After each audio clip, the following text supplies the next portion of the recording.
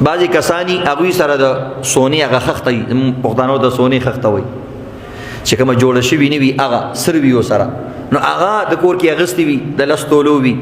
نو دا وایي دا 2 مې د یو زوی 2 مې د بل زوی 2 مې د بل زوی 2 تولې تقسیم یې کړي. نو آیا دې کې بیا زکات په دې سړي باندې شته که نه؟ ځکه سونه ده، سونه کې خو زکات وي. نو دې صورت کې عزتمندو 2 قسمه بچي وي د انسان، یو وي نابالغ یو وي بالغ. که وړو وړو ماشومانو د پاره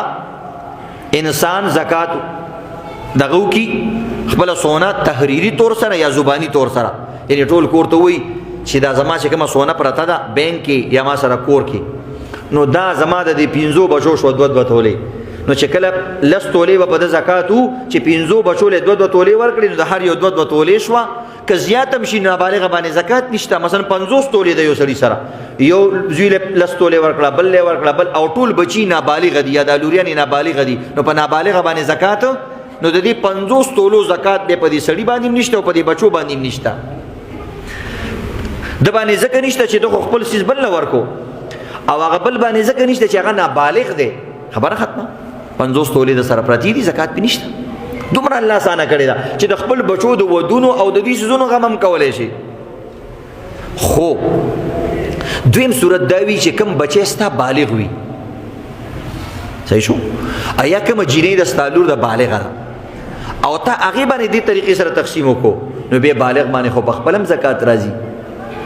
نو بیا به ګورې مثلا که تا سره 10 تولې وي او 2 تولې دي بچو له ورکړې او هغوی سره د دې نه علاوه چاندي او نقدي روپۍ نشته، نو په 2 تولو زکات نه وي، نو په بچو هم دې نشته اگر چې بالغ دی. خو که 50 تولو والا مسله وه او تا 10 تولې یو له ورکړې، نو بیا به دا لور به دې زکات ورکوي ځکه بالغه ده، او یا بیا ته زکات ورکوې ستا خپله خوښه د لور په ځای ته هم ورکولی شي، خو بیا د زکات نه مطلب بچ کېدی نه شي، په دې تقسیمونو باندې بیا بچ کېدی نشي، یا به پتا راځي یا به په لور یا په دې زوی باندې راځي. نو دا یو اهم مسله ده، په دې باندې ځان پوه کړئ. البته د یو بل په ځای باندې زکات انسان ورکولی شي. زکات په زوی راځي، پلار وایي زه ورکوم، ورېږه په پلار زکات راځي، زوی وایي زه ورکوم، ښځه باندې زکات راځي، خاوند وایي زه ورکوم، خاوند باندې راځي، ښځه وایي زه ورکوم. د یو بل په ځای زکات ورکولی شي،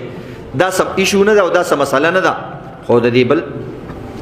او بعضې ښځې هسې په نوم باندې وایي دا سونه مې دې لور له ورکړې ده،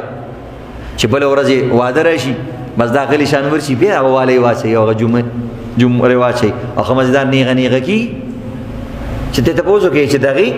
دا دغه خو تا دغه کړی و. زموږ خلک داسې خبرې کوي پښتانه سره، دا دغه خو دې دغه کړی و، وایي څه یعنې دا خو تا زکات کې تا ویل چې دا مې د دې لور دی، وایي هغه پیسه کوي خو لا وړه ده، چې وړه ده نو بیا خو ته مه استعمالوه که نه، دا خو تا نه دی ورکړی، مطلب دې دا دی هسې هیلې بانې به نه کې که نه، بې قلار یو طرف ته کېنه او دا مه استعمالوه. ټیک ده که بالغه جینۍ او تا هغې له ورکړی دی او هغې په خپل شوق سره درکوي چې زه خیر دی مورې فلحال ته استعمال کړه چې زما واده بیا به زه یوسم، بیا خیر دی، نو په اجازت سره یې کولی شي، خو هسې هیلې بانې نه دي ورکول پکار.